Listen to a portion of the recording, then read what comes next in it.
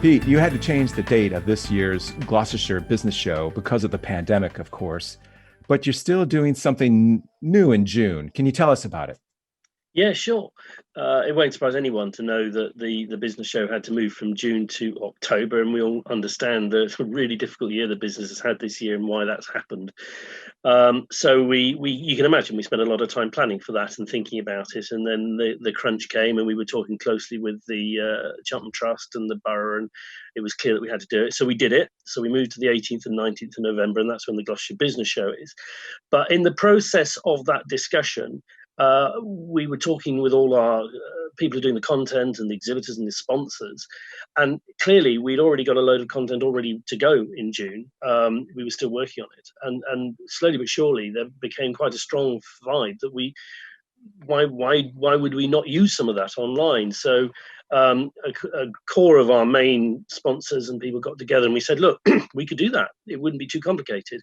So we picked on four of our panel presentations and four of our forums.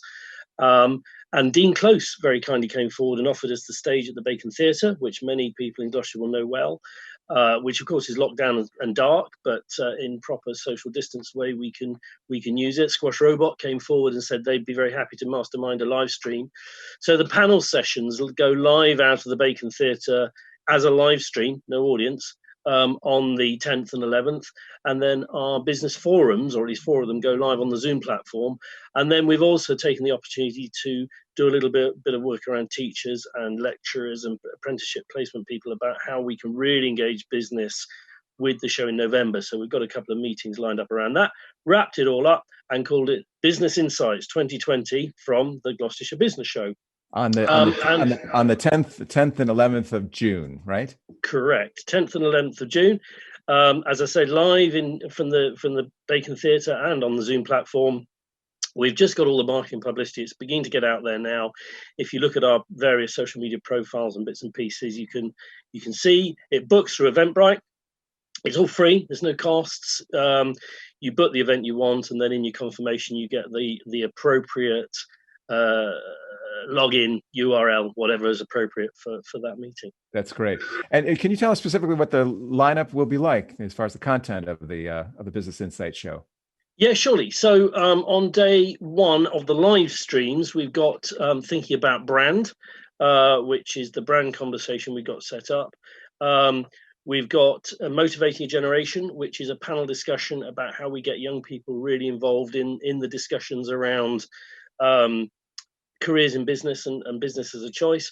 We've got emotional intelligence, research and customer feedback. So it's a great one. We've been working on it quite a lot this year. You know, we all know what it's like. You say you get your customer feedback. It's really important to understand what people hear. What people don't think about is the fact that can be quite a threatening process. And actually, it's the emotional intelligence tool that we have that controls our response to that. So we've got a panel session around that. And then Ian McCoon, who runs Go Climate Positive, has been looking at whether or not the COVID-19 disruption is really going to make a difference to how we do business on a fundamental level and how that relates to climate warming and social, climate threats and things like that. Then on the forum side, we've got the construction forum, property forum, procurement forum, and one other that's escaping my mind, which will be on Zoom platforms running over the 2 days as well. Right, great.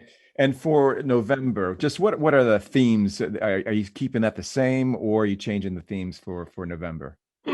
So for the large part, we've taken what we had prepared and planned for in June and dropped it wholesale into November.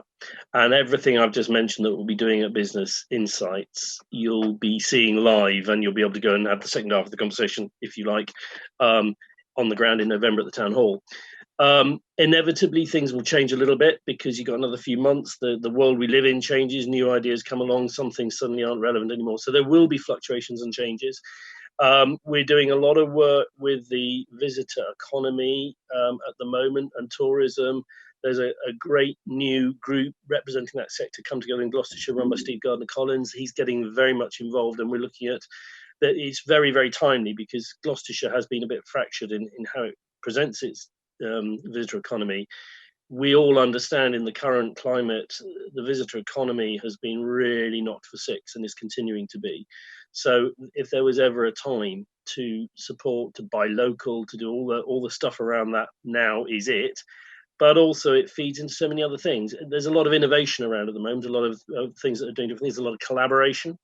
Um, Back to the climate change discussion, buying locally. Well, buying locally was going to support our own economies, visitor economies anyway, but there's a whole climate emergency issue around that as well. So a lot of these things conflate to become really important. Okay. And it sounds very innovative with all these changes and what you've had to do. What have you learned from the process and what do you hope to achieve, in a nutshell with both these events now?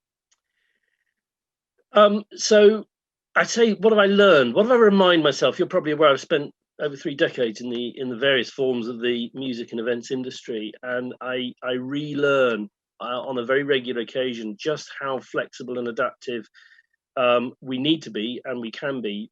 Things change on a sixpence, and just how quickly you can put something together. It's very easy to get, when you get into a format of any sort of business, it's very easy to con yourself into thinking that that's how it has to be, and it's very unflexible. Sometimes you get broadsided by things. Innovation comes, and if it's the right thing to do, you have to react at the timeline that the innovation requires. It's absolutely no good at all agreeing it's a bright idea and worrying about it in a year's time. It's all over. You've got to do it in the time that's appropriate. The other thing is collaboration. I get a lot of work over the years in collaboration, innovation, and various things. Collaboration is what people put into it. Many people look at collaboration in terms of what I can pull out of it. It becomes a very thinly veneered sales exercise, but actually true collaboration is about putting in more than you're getting out and managing that balance. And it very quickly sorts out people who are truly wanting to collaborate versus people who are wanting to grab a quick buck. So there's lots of learns in this, and we remind ourselves very quickly that these things are doable. We have to have a positive mental attitude. That's not mindless optimism. That's a balanced sense of being positive, not letting ourselves get dragged down by the bad news. There's emotional intelligence and psychology in that.